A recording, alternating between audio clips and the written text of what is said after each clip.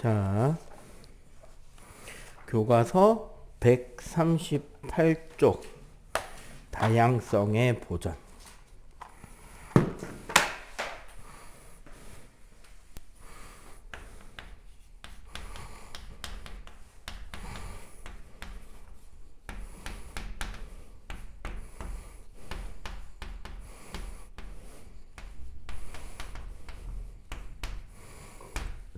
생물들은 그 존재 자체로 가치가 있는 겁니다.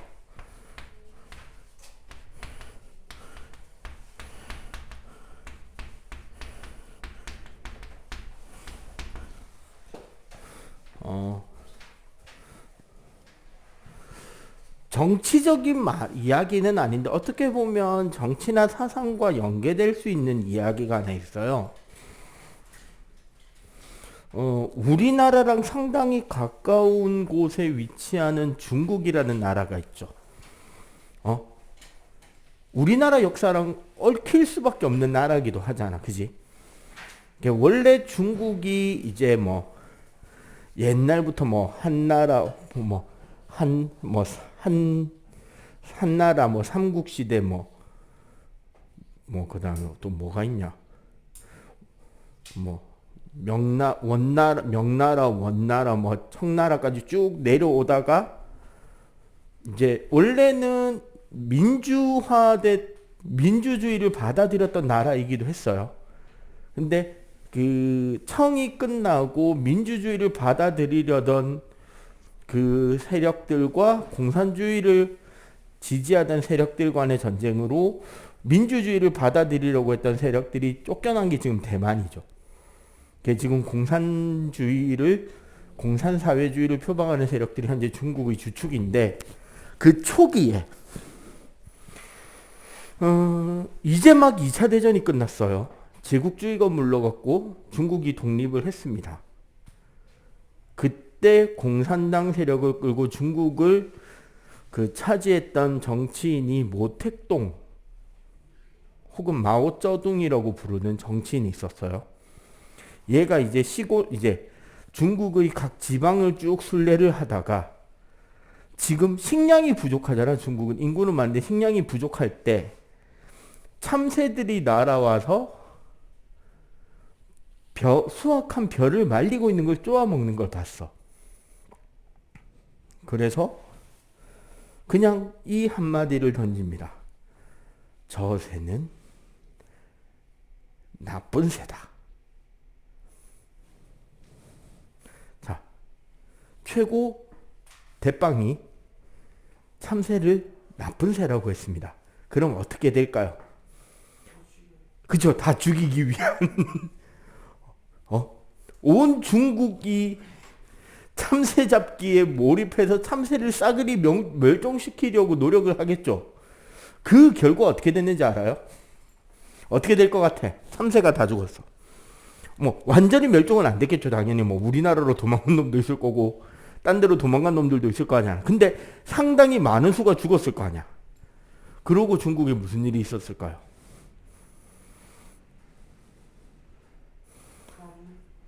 메뚜기 때문에 벼농사가 쫄딱 망해버립니다. 왜? 참새가 벼이삭을 쪼아 먹기도 하지만 그런 새들은 상당수 뭐를 많이 잡아먹는다? 메뚜기 같은 곤충을 많이 잡아먹고 살잖아. 근데 참새가 멸종했어. 그러니까 무슨 일이 생긴다? 원래는 그 참새들한테 잡아먹혀서 개체수가 조절되고 있어야 될 메뚜기가 무지막지하게 늘어나 버린 거지. 그 영화 주라기 월드의 그 메뚜기 때의 습격 같은 일이 생기는 거야. 그 주라기 월드 맨 마지막 영화 편 보면 그 나오죠. 메뚜기 떼가 막 온 밀밭을 그냥 갈아먹고 지나가 버리는 거. 맞지? 그런 일이 실제로 일어났어요, 중국에. 그거를 가지고 낸 소설이 펄벅의 돼지라는 소설이, 그 장면이 나와. 어마어마하다는 거죠. 뭐 우리나라 메뚜기 생각하면 안 돼요. 인간이란 그때 우리 지난주에 그거 있었잖아. 생물의 분류에 인위적 분류와 자연적 분류가 있었죠. 인간이란 절대로 똑똑한 존재가 아니고요. 인간이란 모든 걸 알 수 있는 존재가 아니라는 겸손함에서 우리는 자연과 과학을 받아들여야 돼요. 당장 한 톨의 벼가 아쉬운데 참새가 벼 쪼아 먹는다고 저 새는 해로운 새다. 실제 역사적 사건이에요. 그 결과 온 중국의 해충 피해로 오히려 수확량이 반의 반으로 급감하는 더 힘든 일을 만들어 버렸던 거죠. 그래서 자연이란 생태계란 그 존재 자체로 고유한 가치가 있습니다. 여러분들 초등학교 때 과학이라는 과목을 공부했죠. 맞지? 선생님은 그 전에 부르던 이름을 더 좋아하는 사람이에요. 과학이라는 이름 이전에 부르던 과목의 이름은 자연이었습니다. 책 이름이 자연이었어요. 그리고 이 자연이라는 글자는 한자어로 번역하면 무슨 뜻이 되느냐? 스스로 자자에 그러할 연자를 씁니다.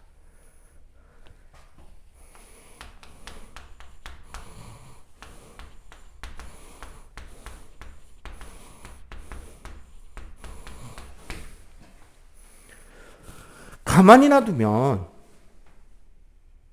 저절로 밸런스 패치가 돼서 밸런스 있게 유지가 되는 게 자연이에요. 가이아 이론이라는 게 있어요. 혹시 들어본 사람 가이아 이론? 못 들어봤죠? 가이아라는 단어는 혹시 들어본 사람 있어요? 그리스 신화 좋아하면은 알지도 모르는 이름인데 가이아. 제우스 할머니 이름이에요. 땅의 여신입니다. 땅의 여신. 지구. 가이아 이론이란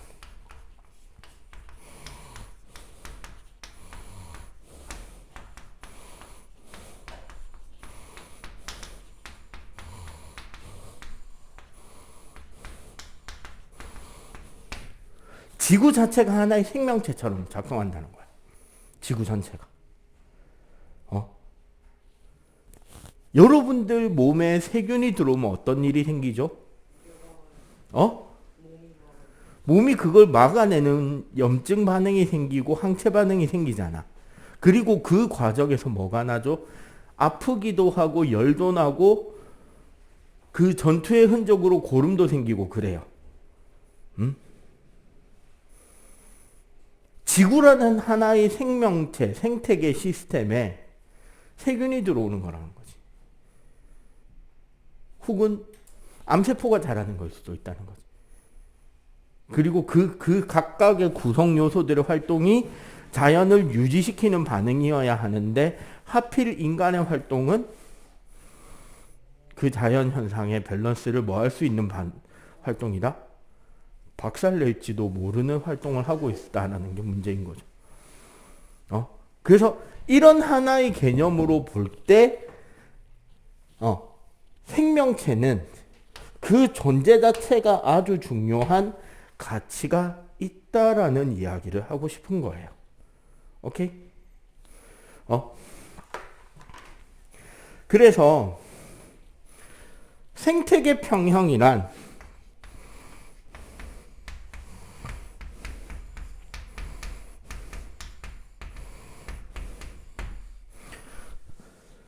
자, 우리 책에 보면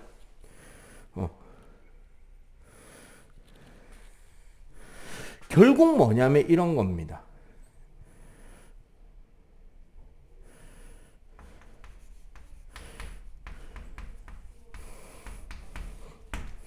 생물과 관련된 요소들이 있어요.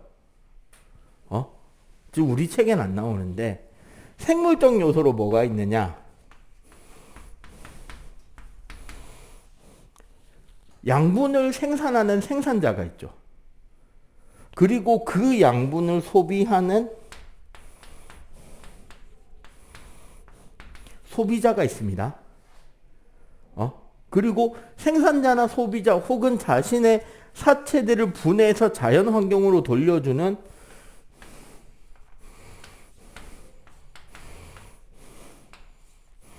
분해자가 있죠. 맞지? 얘네들을 합친 거를 우리는 생물적 요소라고 합니다. 그리고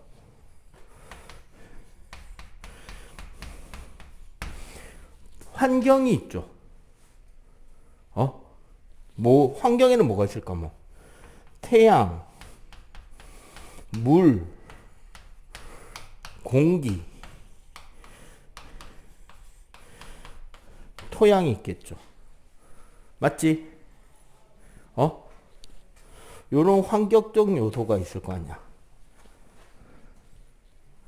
그리고 이 두 체계는 자기네들끼리의 상호작용도 있을 것이고 환경요소와 생물요소들 사이에 주고받는 것도 있겠죠. 맞지? 이런 구성요소들로 특히 여기 생물적 요소에서 다뤄지는 게 바로 이것들인 거죠. 지금 우리 책에 나오는 것들. 생물 종류, 개체 수,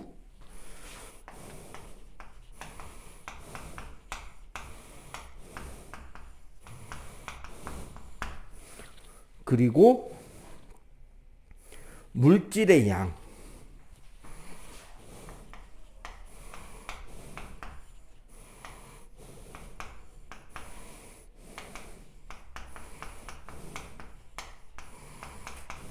얘네들이 제일 핵심적인 단어. 균형을 이루고 있어야 된다는 거죠. 여기에 나와 있는 이 구성에 대해서 뭐 한 가지라도 부족하면 균형이 이루어진다, 안 된다? 안 된다는 거죠. 특히 여기서 종류와 수도 중요한 게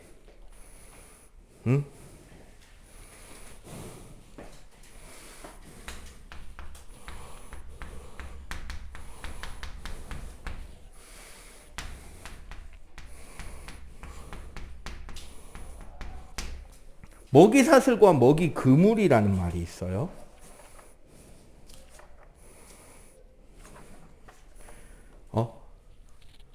먹이사슬이라는 거는 한 줄을 말하는 겁니다.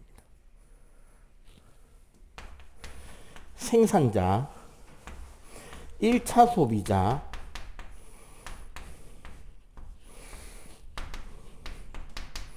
이차 소비자,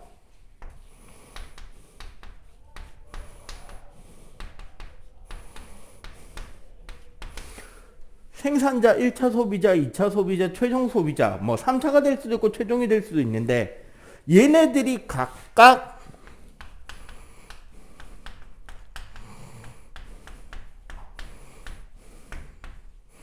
한 종류밖에 없을 때를 우리는 먹이사슬이라고 해요. 지난주에 빅토리아 이야기 해줬나요? 빅토리아 호수의 술록하고 늑대 이야기. 그게 요거였다는 거죠. 그 마리 앙뚜아네트 왕비의 헛소리.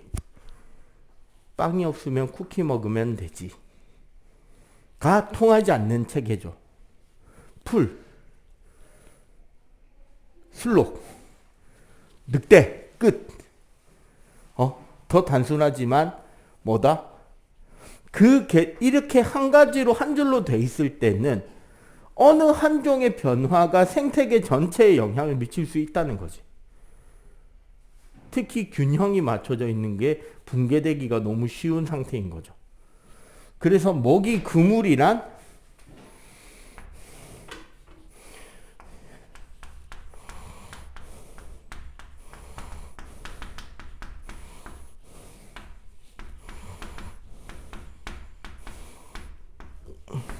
여러 단계의 먹이 사슬이 얽혀서 존재하는 것이 먹이 그물이겠죠.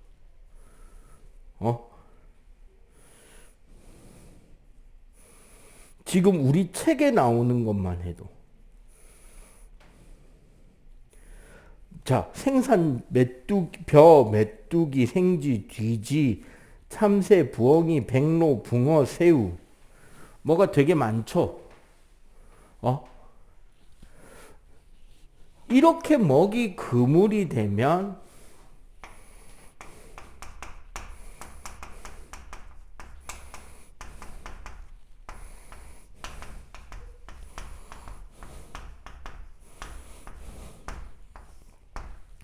각 단계별로 대체할 수 있는 생물들이 존재한다는 거죠. 풀도 한 종류가 아니라 여러 종류가 있고, 맞죠? 초식 동물도 1차 소비자인 초식 동물도 하나가 아니라 여러 종류가 있고, 그 1차 소비자를 소비하는 2차 소비자도 여러 종류가, 최종 3차나 최종 소비자도 여러 종류가 있게 되면, 이거 없으면 저거 먹으면 되잖아가 성립이 되는 체계가 되지. 그러면 특정 종의 존재 유무가 생태계 전체의 밸런스를 좌지우지하기는 힘들어지죠. 언제나 대체자가 존재하기 때문에, 그지? 그렇기 때문에 가급적이면 우리는 종을 유지해야 한다는 거죠. 왜냐하면 종이 다양하고 각각의 종별로 개체수가 충분해야 어떻게 된다? 그 생태계가 더 안정적으로 유지가 될 수 있고, 결국에는 우리 인간도 생태계의 한 구성 요소잖아요. 생태계의 균형이 무너졌는데 사람이 잘 살 수 있을 거라고 저는 절대 보장 못합니다. 혹시 그 설국열차라는 영화 알아요? 우리나라 봉준호 감독이 찍었던 이제 대작 중에 하나인데, 몰라? 알아? 이런 거예요. 지구가 빙하기에 들어와서 거의 멸망 단계야. 그래서 어디에 있을지 모를 사람이 살 수 있는 땅을 찾아서 이제 살아남은 모든 인간들이 다 타고 가는 어마어마하게 커다란 기차가 있어요. 설정이야. 근데 문제는 거기에는 특등급 객실부터 1등실, 2등실, 3등실, 4등실에서 제일 마지막에 제일 하층들이 살고 있는 객실까지 존재하는 거죠. 그리고 이제 우리가 생활을 유지하기 위해서 뭔가를 먹어야 되잖아요.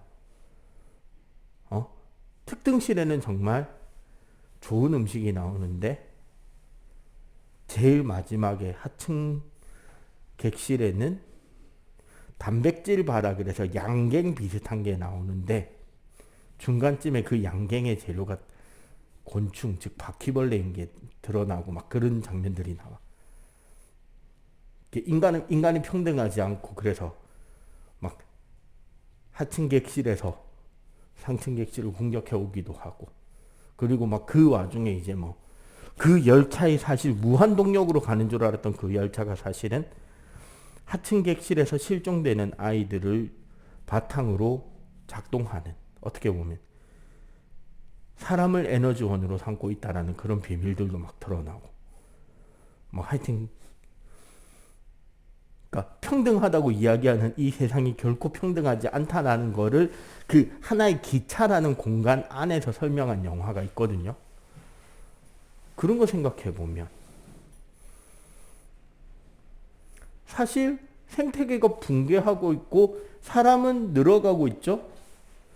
그런데 우리가 고기를 먹기 위해서 소를 키우면 그 소가 만드는 환경 파괴도 무지막지하다는 거지. 그럼 언젠가는 실험실에서 키운 고기를 먹어야 되거나, 혹은 같은 평에서 더 적은 환경을 소비하고 더 적은 다른 걸 소비해서 더 높은 열량 혹은 더 높은 단백질을 만들어낼 수 있는 뭔가를 다음 식량 자원으로 준비해야 될 때가 올 수도 있잖아. 그지? 현재 과학자들이 가장 유력한 모델로 삼는 것은 곤충입니다. 언젠가는. 참고로 선생님은 어릴 때 친척들이 시골에 살아가지고 혹시 여러분들도 구경해 본 적은 너희들 메뚜기 살아있는 거 본 적은 있냐? 메뚜기 볶거나 튀긴 거 먹어본 적은 있냐? 없어? 선생님 먹어봤거든요. 딱 어떤 느낌 나냐면 그 건새우 볶음 있지. 새우 바싹 말려가지고 다른 뭐 마늘종이나 다른 거랑 이렇게 볶아놓은 그 양념 묻어있는 새우 마른 새우 있잖아.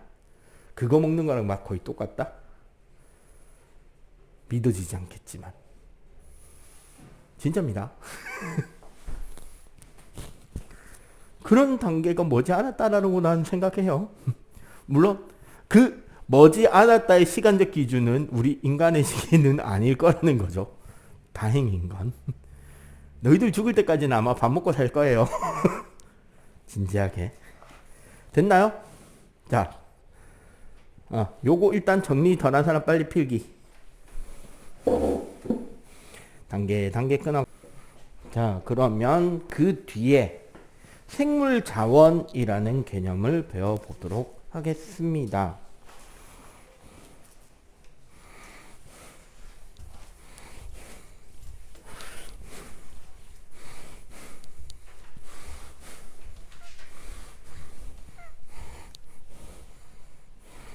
자,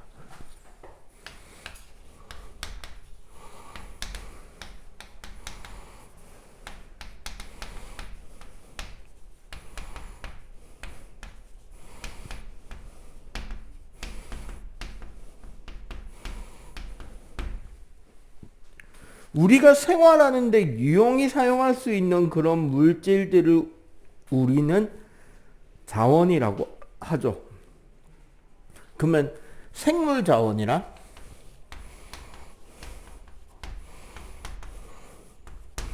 말 그대로죠. 바로 뭐다? 우리가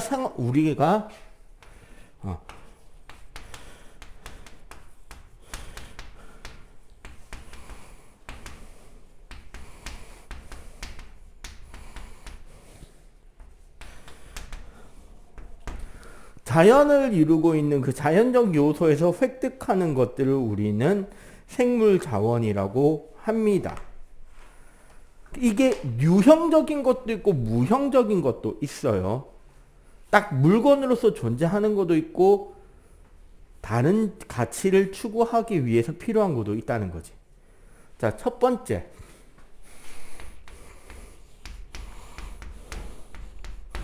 사람에게 가장 필요한 3대 욕구, 의식주입니다.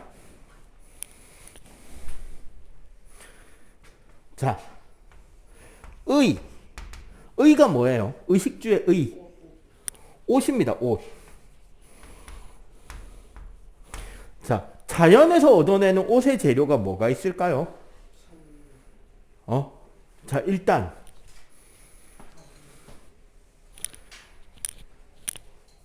가죽이 있죠. 견이라고 합니다. 내가 알기로는. 그 다음에 털이 있습니다. 요즘 같은 계절은 털이 짱이죠.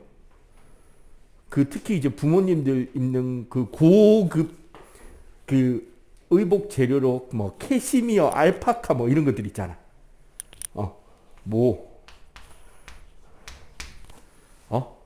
또 뭐도 있을까요?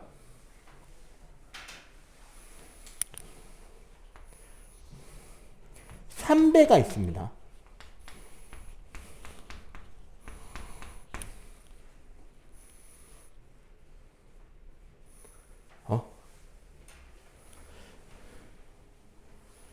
그 다음에 목화도 있죠.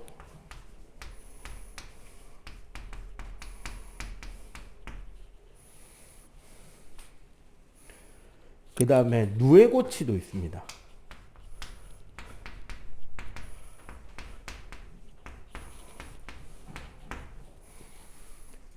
여러분들 누에고치 알아요? 비단.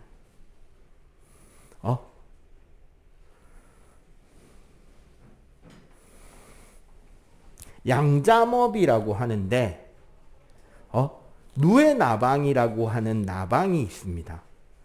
그 나방의 애벌레를 우리는 누에벌레라 그러는데 얘네들은 뽕잎이라는 잎을 먹어요. 그런데 얼마나 게으른 녀석들이냐면 자기 발 바로 앞에 누에잎이 있지 않는 이상 먹지도 않아요. 그러니까 누에잎을 따다가 이 누에벌레를 키우는 곳에 쫙 계속 깔아줘야 돼. 심지어 온도나 습도가 안 맞아도 잘 안 크고 죽고요. 조금의 약성분이 뿌려져도 죽어요. 모기약도 못 켭니다. 그 집에는. 그 방에는. 그리고 그 얘네들을 잘 먹여서 이 애벌레가 점점점 자라서 나방이 되기 전에 번데기가 될 거 아니야. 그때 자신의 몸에서 실 같은 성분을 뱉어내서 번데기를 만드는데 그걸 누에고치라고 합니다. 그러면 그 번데기가 된 상태의 누에벌레를 싹 이제 수거해서 물에 끓여가지고 삶은 뒤에 그 누에고치 번데기를 둘러싼 섬유를 뽑아내서 실을 만들고 그걸로 짠 천이 비단이에요. 되게 고급 이 실크가 되는 거죠. 쉽게 말해. 비단 실크가 이제 거기서 뽑아낸 실로 만들어 놓으신 거야. 그리고 그럼 그 안에 있던 그 벌레는 뭐가 되느냐? 뭔지 알아요? 그 안에 있던 벌레는? 혹시 여러분들 아마 여러분들은 못 먹어봤을 수도 있겠다. 구경은 했는데 먹어볼 생각을 거의 못했을 만한 음식입니다. 번데기예요. 번데기 파는 거 본 적 있어요 혹시? 본 적 있지? 그게 비단실 뽑고 난 안에 있던 벌레. 아까 실을 뽑기 위해서 어떻게 한다 그래서 물에 삶았다 그랬죠. 그래서 죽은 개예요. 거기서 실 뽑은 거. 그 다음에 삼배, 마 이거는 사실은 잎을 태운 연기는 대단히 큰 문제가 되는 식물입니다. 요 식물이 참 문제가 많은 식물인데 웃기는 거. 씨앗은 다이어트용 슈퍼푸드 100선에 뽑힙니다. 전 세계에. 요즘에 우리나라 연예인들도 다이어트 한다고 이것의 씨앗을 많이 먹어요. 햄프시드라고 하는 건강 식재료라고 불리는 거고 그 줄기의 섬유를 뽑아내서 짜서 만든 천이 마예요. 삼배. 할아버지 할머니들 여름철에 참 좋아하시는 겁니다. 시원해요. 대신에 이 식물의 이파리를 말려서 불 붙였을 때 나오는 연기를 들이마시고 해벌레 하는 게 대마초예요. 문제가 많은 식물이죠. 나머지는 다 알 것 같아요. 그지? 그러니까 우리가 소위 합성섬유. 여러분들 옷 보통 왼쪽이나 오른쪽 안쪽에 보면 그 재료가 들어있죠. 난 어디 있더라? 여기 있네. 요런 거 붙어 있잖아. 요런 거를 까디벼 보면 적혀 있는데 선생님 옷은 아마 이게 폴리 어쩌고 저쩌고로 돼 있더라고요.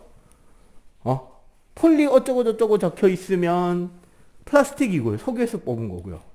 요게 이제 면. 그지? 요렇게 해서 뭐 쭉 이야기를 할 수 있고요. 그 다음에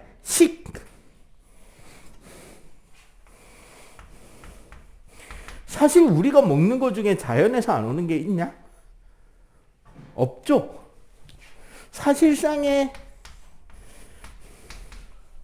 식재료 모두 다 우리는 자연에서 얻고요. 그 다음에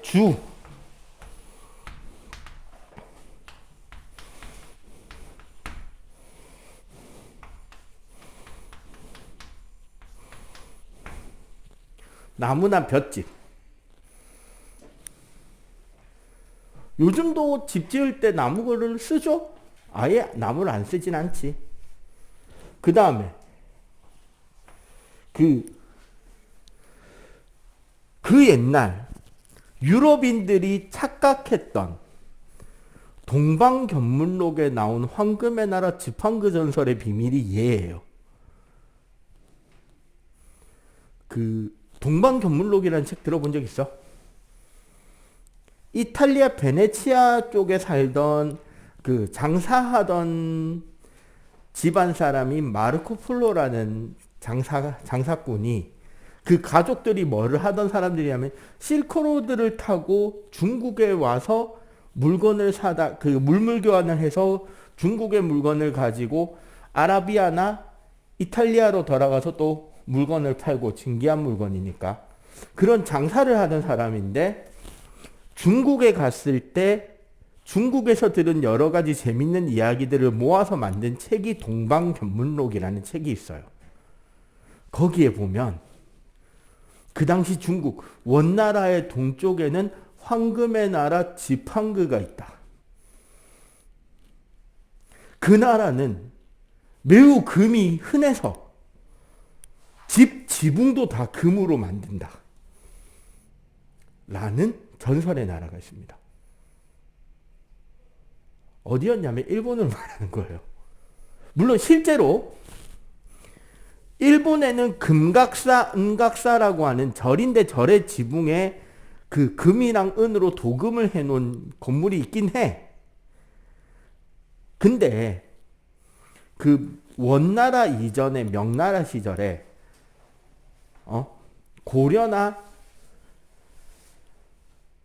고려 혹은 삼국시대, 우리나라 뭐 신라 삼국시대 때 일본 원정을 쳐들어가 보려고 했던 중국은 하필 쳐들어가는 시기에 태풍이 와서 제대로 일본 정보를 못 해보고 돌아왔단 말이에요. 포기하고. 그때 멀리서 봤더니 마을에 뭐가 있다? 마을 지붕이 전부 다 어떤 빛으로 빛나더라? 금빛이더라. 근데 그게 뭐다? 금이 아니라 초가집. 근데 이게 중국 사람 특유의 뻥이랑 섞이니까 이제 문제가 되는 거예요. 자, 일본 원정을 갔다 온 어떤 병사가, 야, 교사, 니 어땠노? 가문이 어떻디? 라고 물어보는 친구한테 이런 이야기를 하겠지. 처음에, 야, 풍랑이 심해가지고 가보지도 못하고 왔는데, 근데 있잖아, 멀리서 봤는데 마을 지붕이 다 황금색이더라. 자, 분명 황금색이더라였죠, 지붕이. 한 2명 건너가면, 야, 내 친구가 이번에 일본이라는 데 쳐들어갔다 왔는데 지붕이 금색이라더라. 지붕이 온통 황금이라더라.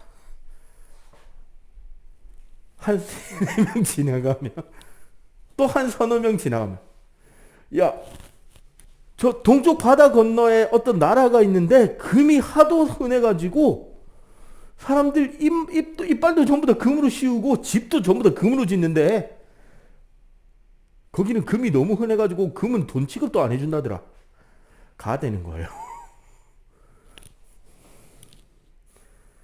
그 전설을 믿은 멍청이 한 명은 스페인 여왕의 용돈을 뜯어서 황금의 나라를 찾겠다고 서쪽으로 배를 타고 건너갔다가 신대륙을 발견하죠. 콜럼버스 이야기가 여기서 연결돼요. 그 어떤 생각을 했냐? 자, 이게 세계 지도야. 여기에 유럽이 있어. 여기에 중국이 있어. 그 당시까지 알려진. 그리고 여기 건너편 요 끝에 지금 뭐가 있어? 일본이 있지. 그럼 여기서 이렇게 가면 멀잖아. 근데 콜럼버스 생각에는 지구는 동그래. 이거 어떻게 가면 돼? 여기서 서쪽으로 가면 돼. 이 생각으로 간 겁니다, 진짜. 그렇게 갔다가 미국을 발견하죠. 엄하게. 알겠어요? 의식주로 쓸 수 있다는 건 이해가 됐지? 자, 그 다음에 두 번째.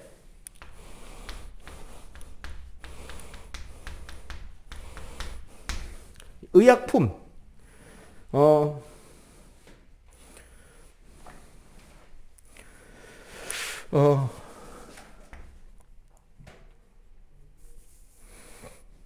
우리가 동방의 한약 말고도요.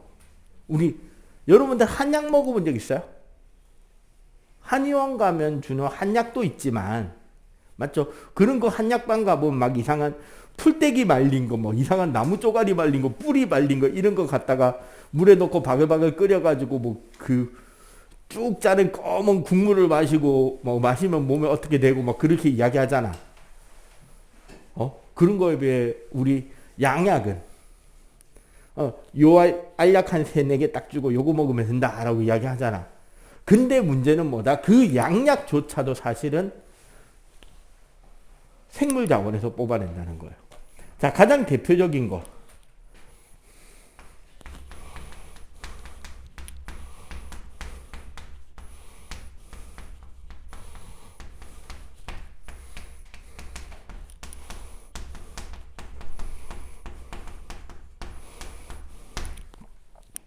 버드나무 껍질에서 뽑아내는 살리실산이라는 화학약품이 있는데 아주 강력한 진통 소염 효과가 있어요.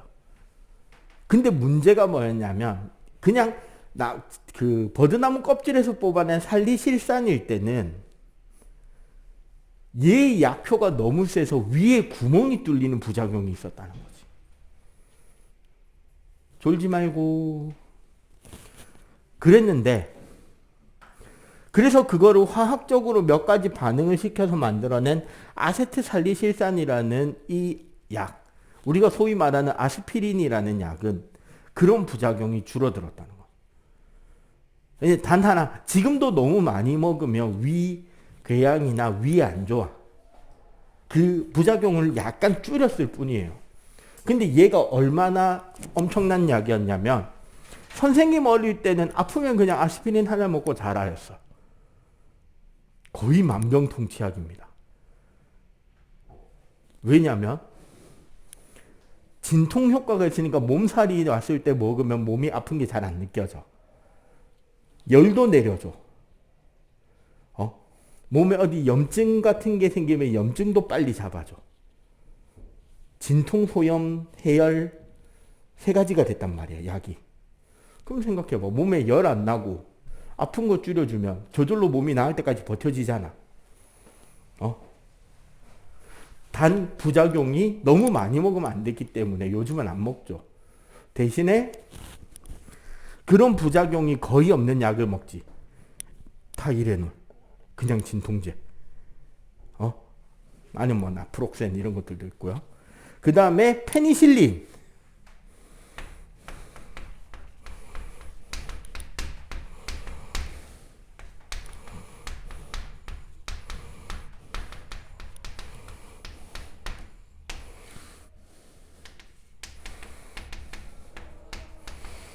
가장 대표적인 항생제입니다. 맨 처음에는 어떻게 발견된 거냐면 세균 배양 실험을 하던 실험실에 그 배양하는 그 샬레 있잖아요. 뚜껑을 제대로 안 덮어놔서 곰팡이 포자가 날아와서 그 배지에 자리를 잡아버려요. 근데 문제가 뭐냐면 그 들어온 포자가 푸른 곰팡이 포자였는데 이 곰팡이가 균사를 넓혀가면서 거기에 원래 자리 잡고 자라고 있던 세균들이 죽고 점점점 죽는 거를 관찰하게 된 거야. 그래서 곰팡이의 어떤 성분이 세균을 죽이는지를 찾아서 그 성분만 뽑아낸 약이 바로 페니실린입니다. 현재의 항생제의 시초죠. 그리고 텍솔.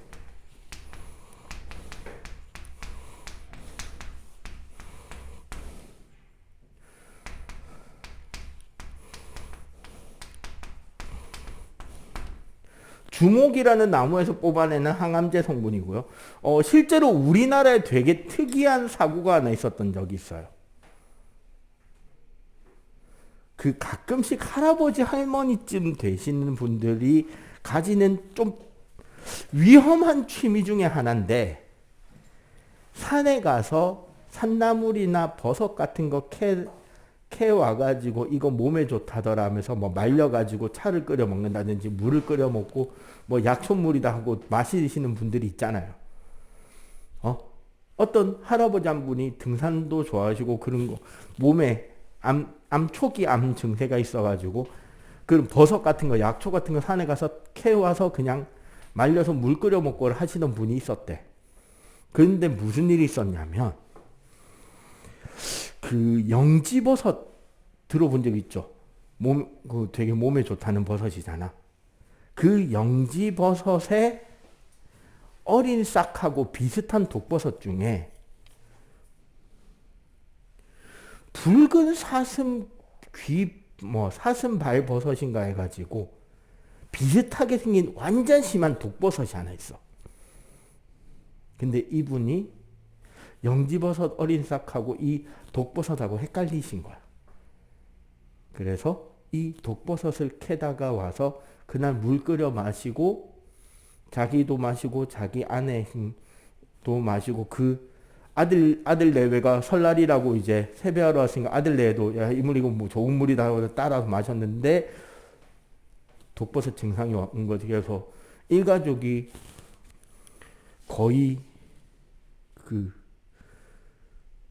진짜 응급실도 웬만한 응급실 말고 진짜 뭐 중리산이 하는 그 제일 위험한 데 있잖아.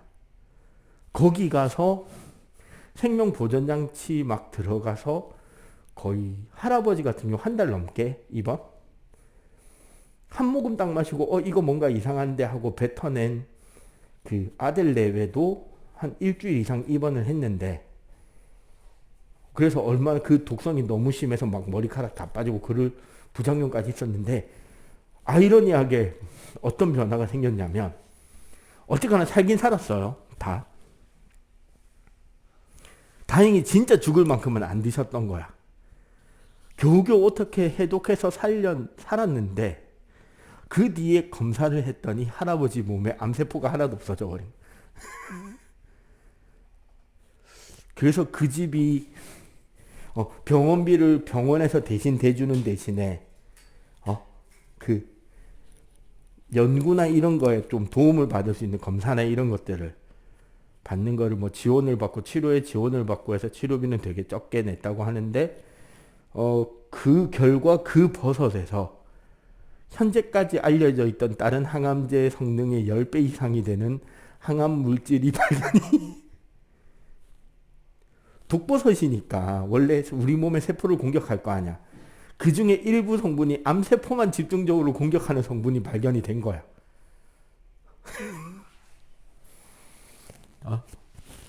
아직 우리가 모르지만 그런 것들이 나온다는 거죠. 오케이?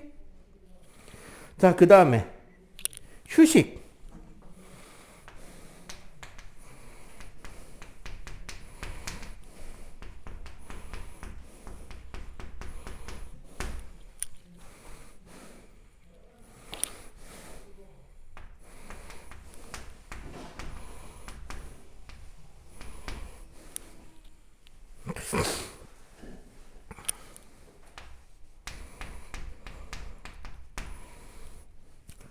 부산에도 요즘에 이제 국립휴양림 같은 것들이 생깁니다.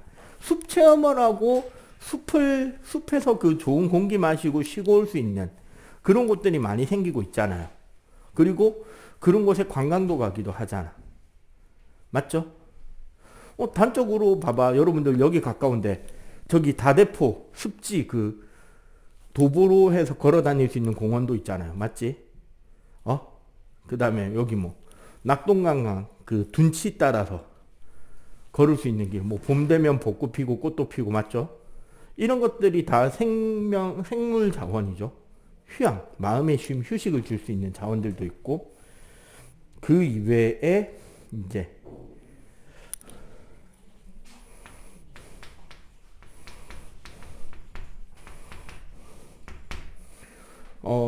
유전 물질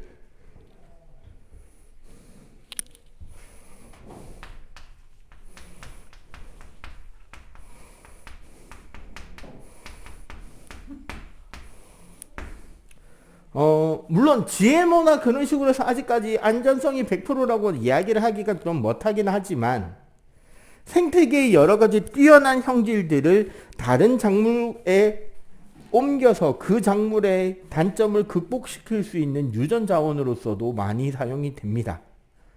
단적으로 토마토에 광어 유전자를 넣는다고 그랬죠.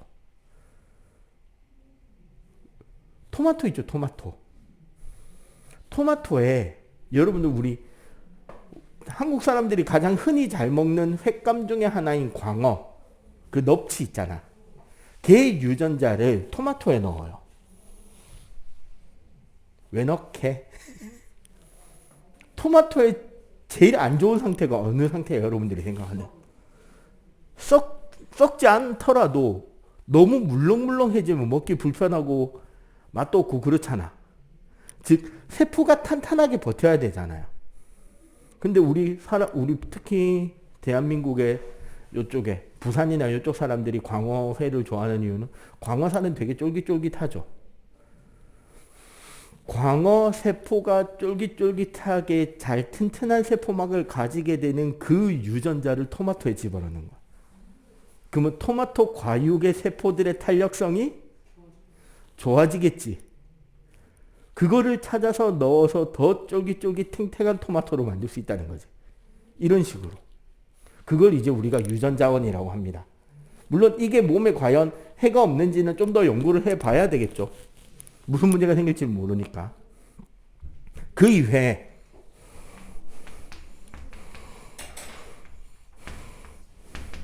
요즘에 나오는 산업의 아이디어. 여러분들 어릴 때 많이 신었던 찍찍이, 벨크로. 뭔지 알죠? 그 벨크로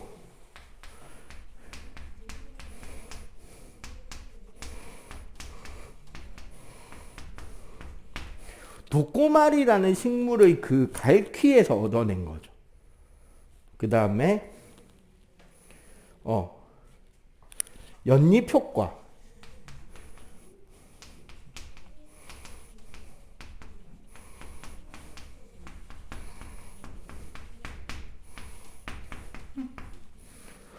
요새 이제 요런 이제 점퍼나 이런 것들, 발수 코팅이 잘 된 점퍼는 물이 딱 떨어지면 물이 스며드는 게 아니라 물이 딱 떨어지면 또르륵 굴러 내려가잖아. 이게 원래 연잎 위쪽 면에서 생기는 연잎 효과예요. 자동차 뭐 발수 코팅제 이런 것들이 다 요거지. 그 다음에 또 뭐가 있냐면 이런 것 중에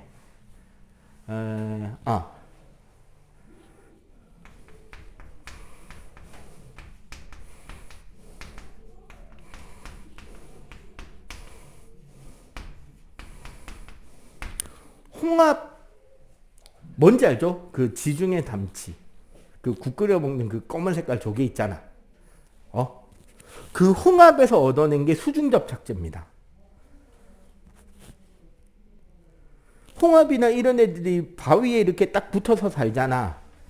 그 성분을 홍합에서 추출해서 그거랑 같은 효과를 내는 물질을 만들어서 사용하고 있다는 거죠. 수중접착제 혹은 뭐 수술용 본드나 이런 것들도 만듭니다. 이런 것 등등등 되게 다양한 형태로 우리는 생물에서 여러 가지 자원이나 아이디어를 얻어서 사용하고 있다는 거죠. 오케이? 자, 여기까지 정리하시고 잠깐 쉬었다가 7시 10분에 그 뒤에 이야기를 계속 할게요. 자, 계속 보겠습니다. 자, 생물 다양성의 보존 140조.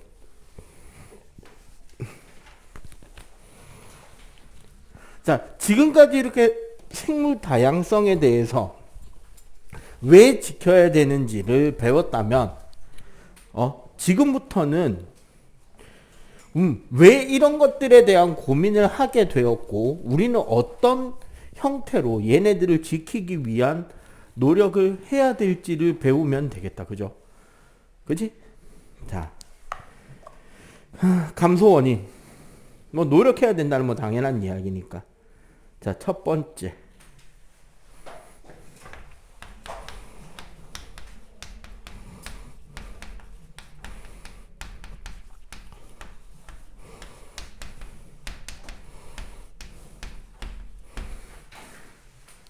생물 다양성의 감소 요인 1.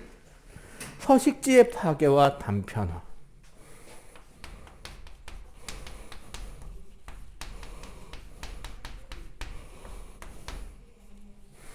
자, 서식지의 파괴.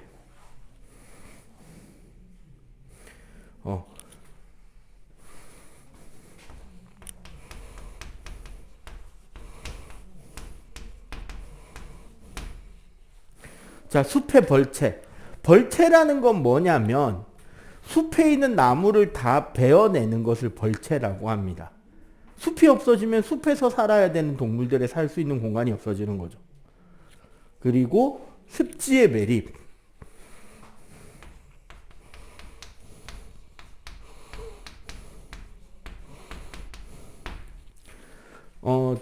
습지라는 공간의 중요성을 지난주에 이야기했죠. 맞지? 습지라는 곳은 수상, 수중, 수변, 초원, 숲, 산, 들 되게 다양한 생태계가 공존하는 곳이라서 아주 완벽하고 또 다양한 먹이, 그물이 형성이 되어 있게 된다는 거지. 그런 것을 우리가 결국 숲의 벌채나 습지의 매립 둘 다 왜 했죠? 그동안?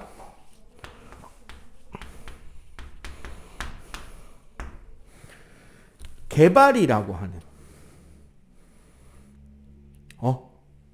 습지를 매립해서 논을 만들고 밭을 만들고 혹은 뭐 주거지역을 만들고 공단을 만들고 하면서 없애왔던 것들이 지금 오히려 이제 인간에게 문제가 되기도 하는 걱정을 하고 있다는 거죠. 그래서 특히 습지 같은 경우 우리가 이제 뒤에 가면 언급이 되겠지만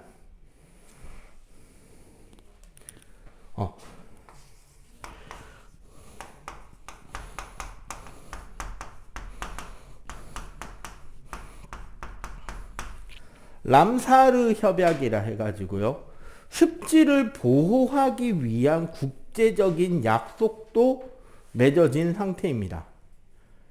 특히 우리나라 뭐 우포늪이나 창녕에 있는 우포늪, 그 다음에 뭐 서해 남해에 걸쳐져 있는 그 갯벌지대 이런 데가 이제 포함이 되게 되는 거죠.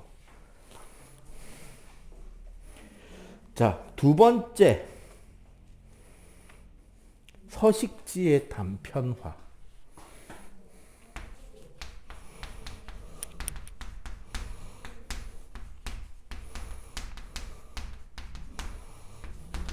요거 이야기 안 했네.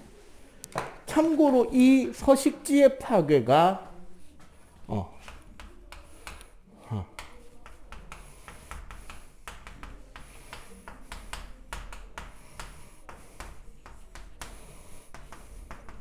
가장 큰 원인 중에 하나입니다. 사실은 전 세계적으로 봐도 그래요.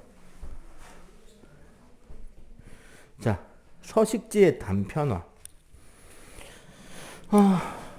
이거는 뭐냐면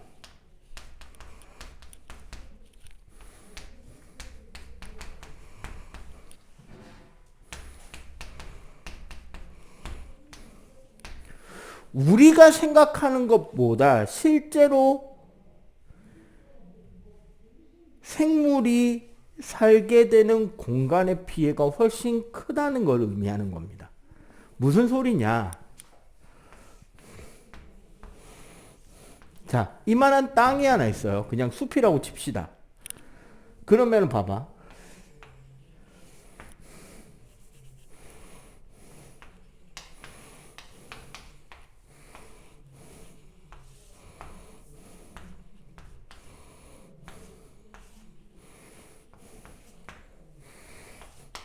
지금 요 바깥에가 도로라고 생각해 보세요.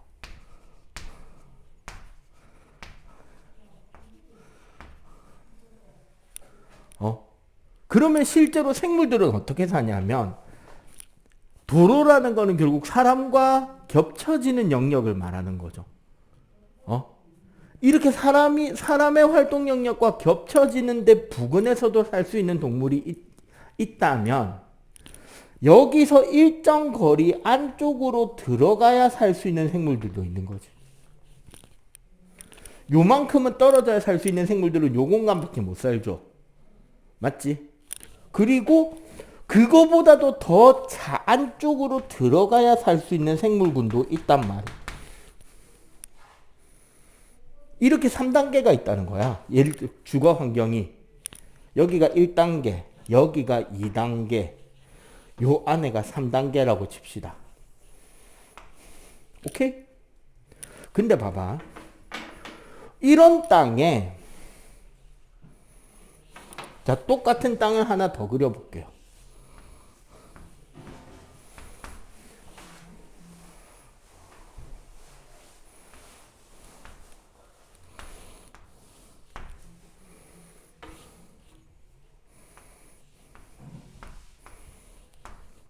지금 요렇게 땅이 돼 있겠지. 근데 여기에 예를 들어서 요렇게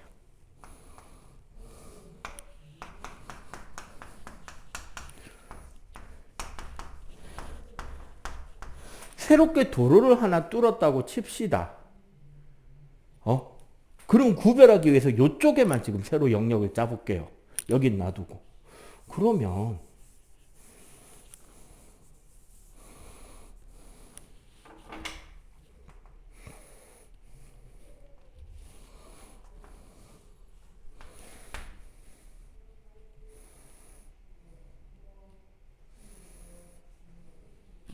여기가 지금 도로가 뚫렸잖아, 이렇게. 그지?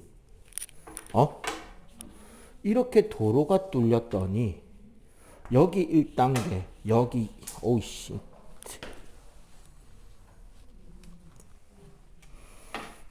여기 2단계밖에 안 남아요. 3단계 생물은 살 수 있는 공간이 어떻게 돼버렸다? 없어져 버렸죠. 실제 생각해보면, 이 땅에 요만큼 도로 하나를 뚫었다고, 우리는 실제로 숲을 많이 파괴하지 않았습니다라고 생각할지 모르겠지만 진짜 깊은 곳에 살아야 되는 생물들은 살 수 있는 공간이 사라져 버렸죠. 요런 땅 여기 하나 더 생길 거 아니야. 그럼 3번 땅의 생물들은 어디 가서 살아야 되죠? 아니죠. 못 사는 거야, 그 형. 2번하고 얽혀 살 수 있는 게 아니에요. 걔네들은 그만큼 산속 깊이밖에 못 사는 동물들인 거.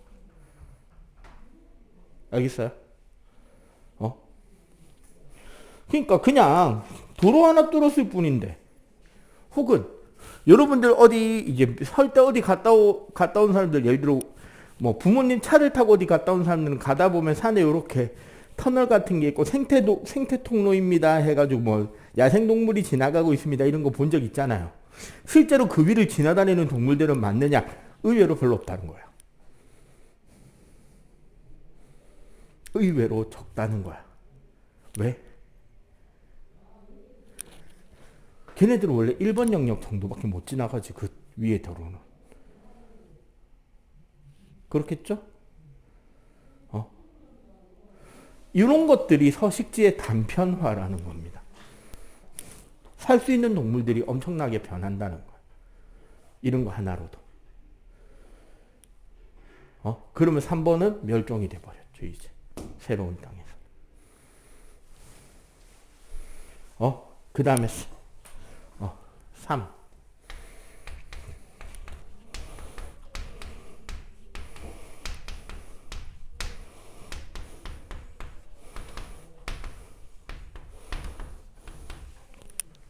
불법 포획과 남획.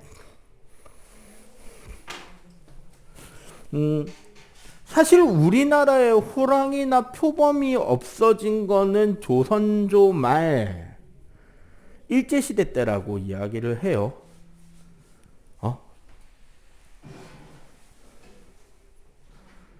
이제 사냥꾼들을 풀어서 현대화된 사냥 도구를 활용해서 뭐 싸그리 다 잡았다라고 이야기를 합니다.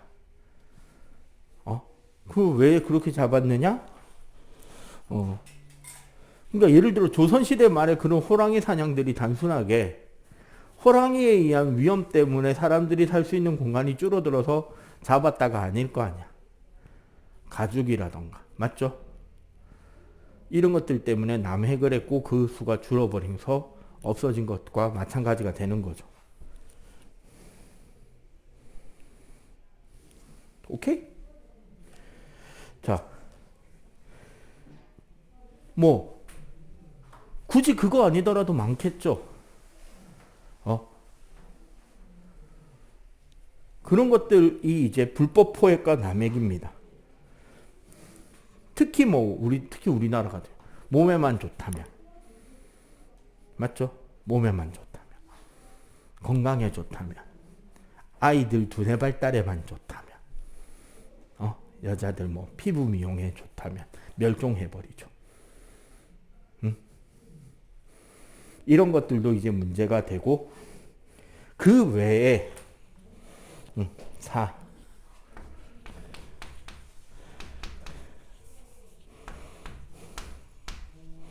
외래종.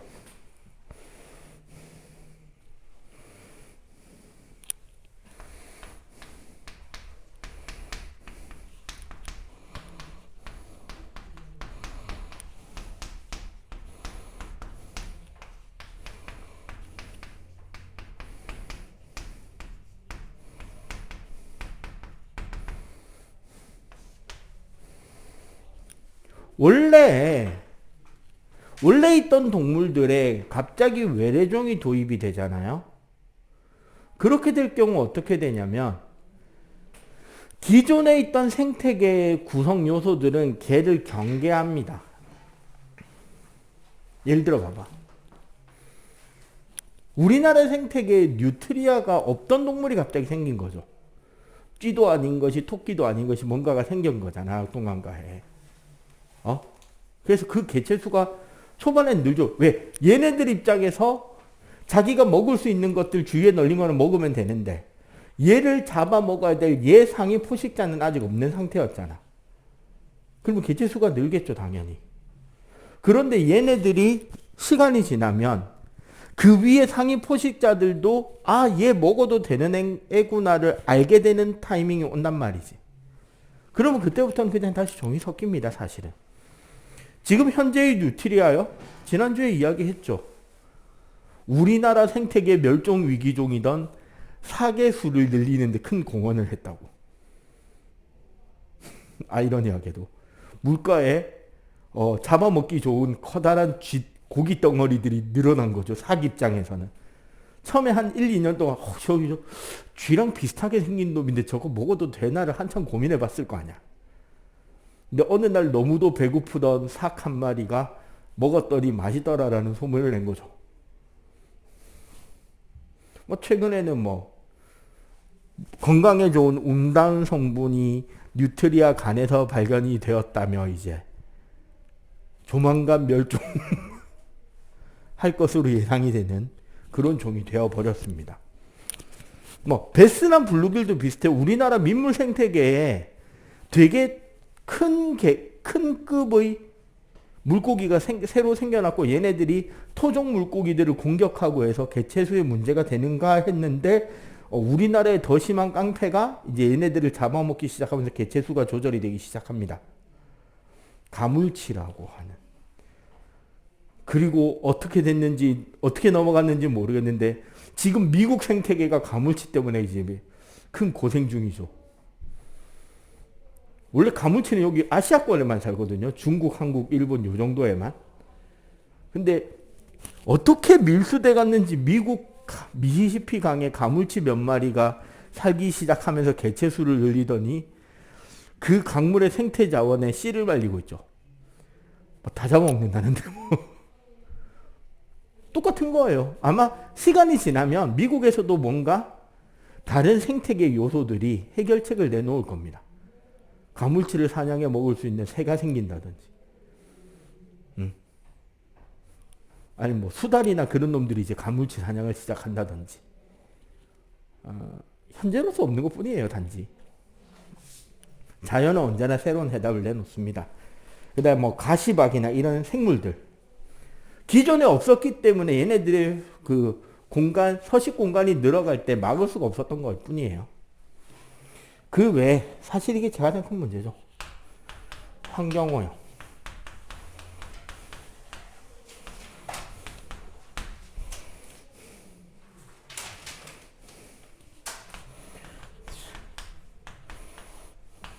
특히 수질오염이나 산성비 이런 것들은 우리 생태계에 큰 영향을 미치고 있습니다. 오케이. 자, 일단 여기까지 필기 후딱 정리 빨리. 자, 그러면 어떻게 이런 감소 요인을 알았으니까 뭐를 해보자?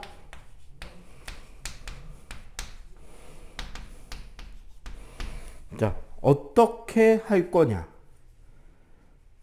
자, 1.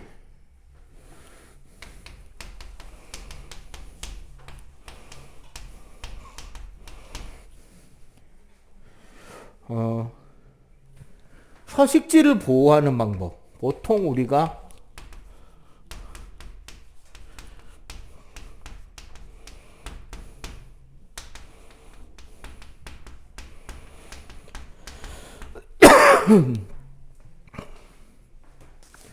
요 두 가지를 보통 같이 쓰는 편입니다. 최근에는. 특정 종을 보호하는 거는 한계가 있어요. 그렇기 때문에 어떻게 하냐면 어떤 영역을 딱 잡아가지고 여기는 개발이 안 됩니다. 혹은 사람의 출입도 막습니다. 이렇게 이제 잡아놓는 곳이 있어요. 특히 부산에 어디에 있냐면 저기 부산 금정구에 가면 오륜호라고 하는 호수가 하나 있습니다. 오륜동에 그 호수가 하나 있어요. 그게 이제 옛날에는 저기 해운대 동래 지역의 상수원이었는데 요즘은 거기서 아마 물을 취소하고 있는 건 아닌 걸로 알고 있어요. 근데 그 호수 부근으로 생태 보전지구를 딱 잡아놨단 말이에요. 그러니까 어로 활동이나 그런 것도 못합니다. 가서 물고기도 못 잡아요. 낚시 같은 것도 하면 안 되는 지역이야. 근데 아이러니하게 진짜 거기에 우리나라 천연기념물인 수달이 살다가 온천천에서 발견되기도 했죠. 이제 거기서 내려오는 그 강이 저기 부산 저 동래 연제구 이쪽에 있는 온천천하고 연결이 돼 있거든. 수달이 거기 온천천에 올라와서 물고기 잡아먹고 막 헤엄치고 돌아다니는 게 발견이 돼요. SNS에 한때 화제였습니다. 이게 먹이를 구하기 위해서 왔다가 그쪽으로 올라가 본 거 아니냐라고 현재 추정하고 있어요. 그리고 휴식연제라는 거는 국립공원 같은 경우 무작정 사람들을 다 그냥 등산로나 이렇게 등산을 할 수 있도록 하는 게 아니라 몇 년에 한 번씩은 등산로가 있음에도 불구하고 거기에 사람들이 못 들어가게 막는 기간이 생긴다는 거지. 그게 하다못해 1년, 2년 만이라도 사람이 아예 안 들어가는 공간이 되면 복구가 좀 되겠죠. 자연 스스로. 이런 것들을 이제 세우는 것도 다양성을 보존하는 방법일 거고요. 아까 말한 그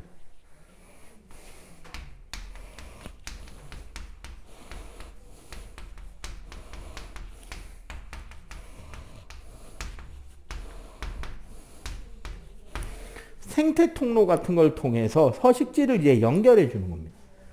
특히 여러분들 그 고양이과나 이런 맹수들 있잖아요. 영역 동물들이 있어요. 영역 동물이라는 게 뭐냐면 자기 공간이 딱 잡힙니다. 대표적인 게 고양이들이 그래요. 고양이과 아이들이. 집에서 키우는 고양이들이 가출해서 못 돌아오는 이유 중에 하나가 이거이기도 한데 여기서 요만큼이 자기 영역인 거야. 예를 들어 어떤 선생님 어릴 때 우리 집 고양이 같은 경우 우리 집 마당, 장독대, 우리 집 안방, 뭐 거실 요렇게가 이제 자기 사냥터인 거지. 그럼 그 안에서는 자기 땅이니까 지 맘대로 돌아다녀요. 근데 얘가 경계선으로 호기심 때문에 경계선을 돌아다니다 보면 그 건너편 경계선에 사는 애랑 부딪힐 거 아니야. 영역이 겹치는 곳이니까. 근데 이러면 어떻게 되느냐? 센 놈은 놀러 갔다 와도 돼요. 근데 봐봐. 새끼 고양이들 특히 어릴 때 경계선에서 싸움이 붙었어. 놀래서 도망을 치는데 우리 집 쪽으로 튀어오면 관계없는데 우리 집 반대쪽으로 후다닥 도망을 갔어. 그럼 얘는 다시 그 공간을 뚫고 넘어와야 되잖아. 근데 도망을 가면 또 다른 고양이 영역이에요. 거기서 또 싸우다 또 반대로 튀어. 그럼 이제 못 돌아오죠. 남의 땅을 몇 개를 지나가야 되니까, 그지? 그래서 가출이 돼버리는 거야, 고양이들이. 자기 집으로 오고 싶은데 못 오는 이유가. 이제 특히 예를 들어 봐봐. 산이 두 개가 있는데 요 동네에 살면서 내 사냥터가 저 건너편 산까지였어. 근데 여기에 도로를 놔버려서 못 건너가면 난리 나겠죠. 그런 것들 때문에 연결을 해준다가 생태 통로인데 실제로 그렇게 효용성이 있다고는 이야기는 안 하는데 일단 안 한 거보다는 좋겠죠. 그지? 예, 생태 통로로 단편화를 감소시킬 수가 있다. 그 다음에 3.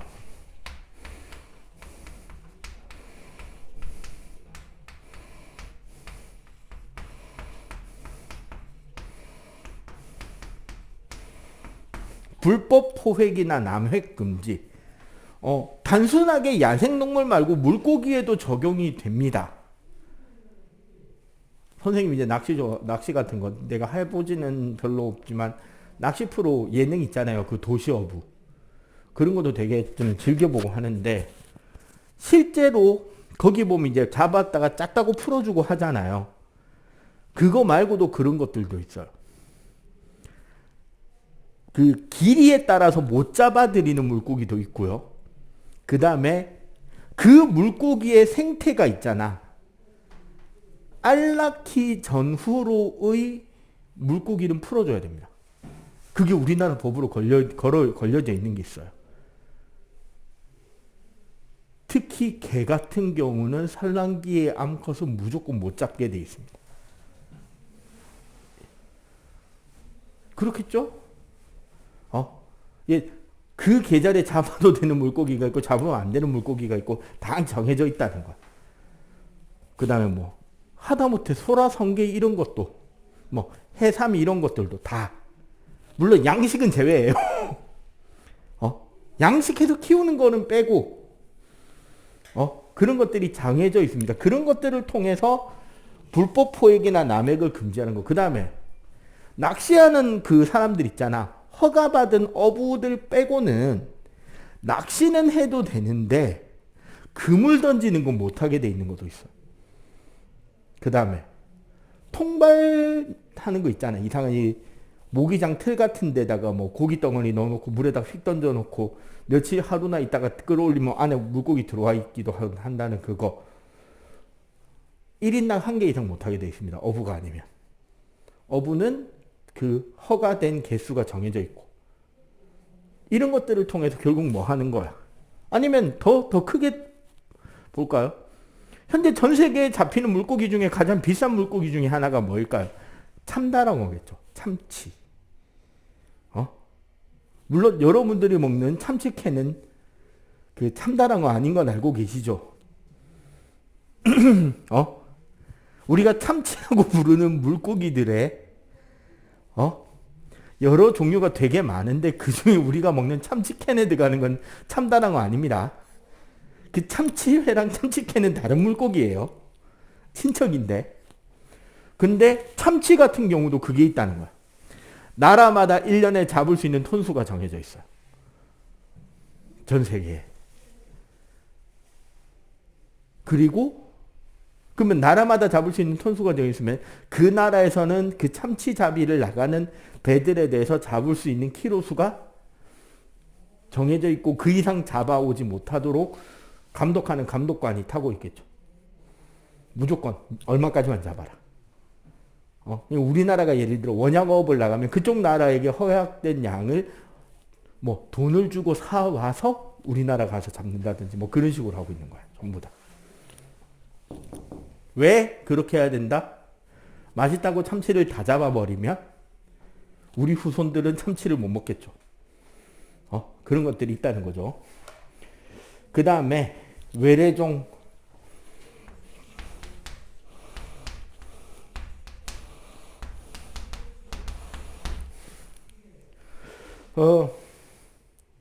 여러분들 해외여행 갔다 올 때 공항에서 진검사하는 거 기억하죠? 비행기 탈 때 해봤을 거 아니야. 특히 동물들 통과시키는 거 혹은 음식이나 뭐 이런 것들 통과시키는 거 되게 까다로운 거 알잖아요. 그 이유가 이겁니다. 외래종에 대한 감시.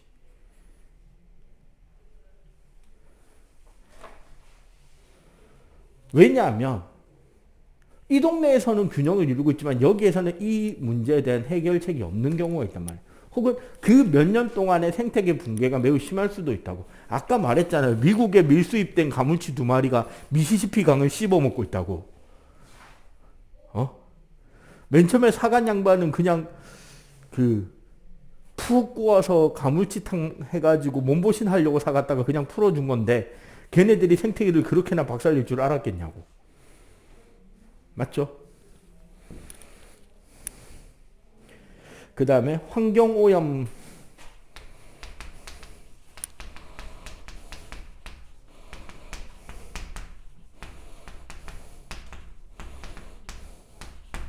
이제 환경에 대한 우리의 태도가 바뀌어야 되죠. 단적으로.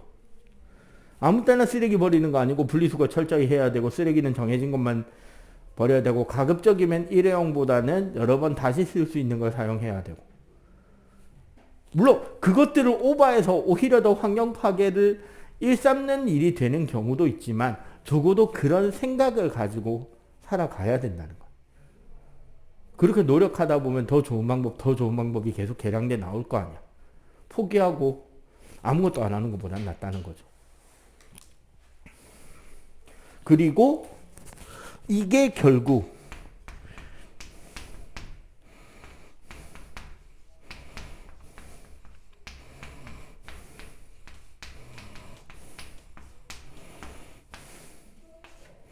각각의 계층에서 해야 될 일은 분리가 됩니다. 우리 개인은 분리수거, 일회용품 덜 쓰기, 이런 것들에 대한 생활화부터 시작해서 사회는, 국가는 법과 제도를 통해서, 국제기구는 규약을 통해서, 약속을 통해서 환경 파괴를 조금이라도 줄이고 자연을 더 보존할 수 있는 노력들을 지금도 끊임없이 하고 있습니다. 우리는 그런 거를 찾아보고 알고 노력해야 될 거고요. 그죠? 뭐 이거는 정리할 건 특히 없는 것 같은데 142쪽 읽어보고요. 일단 142쪽 읽어보시고 서술형부터 한번 풀어봅시다. 147쪽 한번 풀어보세요. 자, 한번 서술형 한번 같이 한번 볼게요. 147쪽 1번. 생태계 가와 나의 먹이 사슬이다. 어느 쪽이 더 안정한 거죠? 가죠. 왜? 가는 뭐였다? 먹이 그물이고 나는 먹이 사슬이죠. 당연히 그 안정감은 먹이 그물이 월등히 더 크죠. 왜 그렇다? 생물 다양성이 커서 생태계 평형이 유지되기에 더 적합한 조건을 가지고 있죠. 먹이 사슬은 한 가지 종의 변화에 따라서 크게 생태계의 평형이 무너질 수가 있다는 거죠. 이런 설명이 들어가면 됩니다. 2. 생물 다양성이 감소했을 때 인간에게 생길 수 있는 문제점 3가지. 뭐가 있죠?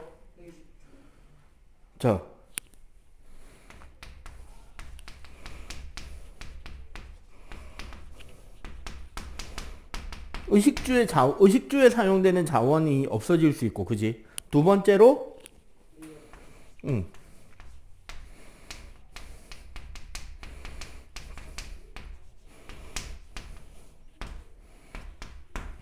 세 번째로, 그냥 저 3가지를 쓰는 게 아니라, 그냥 저 3가지만 단어를 똑딱딱 적는 게 아니라, 서술형이니까 문장을 만들어야죠. 의식주에 사용되는 자원이 없어질 수 있고 의약품의 원료가 사라질 수 있죠. 막말로 버드나무가 없어지면 아스피린 더 이상 못 만든다는 소리잖아. 혹은 만약에 이런 경우도 있을 수 있단 말이에요. 극단적으로 미래에 어떤 불치병이 하나 생겼어.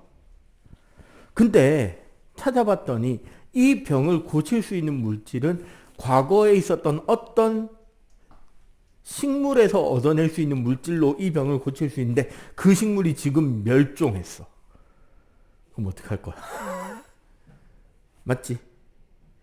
어? 그럴 수도 있잖아요. 그래서 지금 씨앗 은행 만들어 놨잖아. 종자은행. 그리고 세 번째는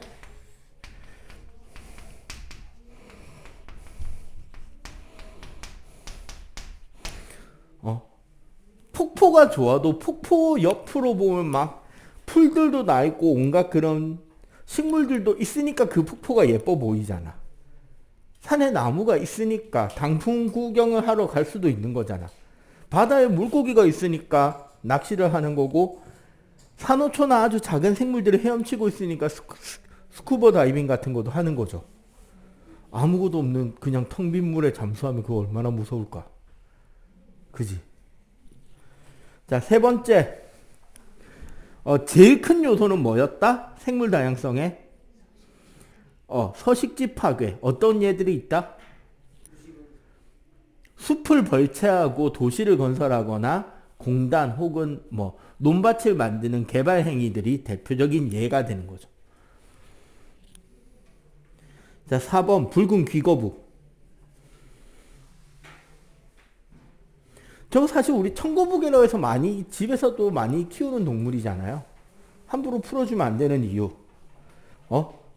붉은 귀거북은 뭐다? 외래종이라서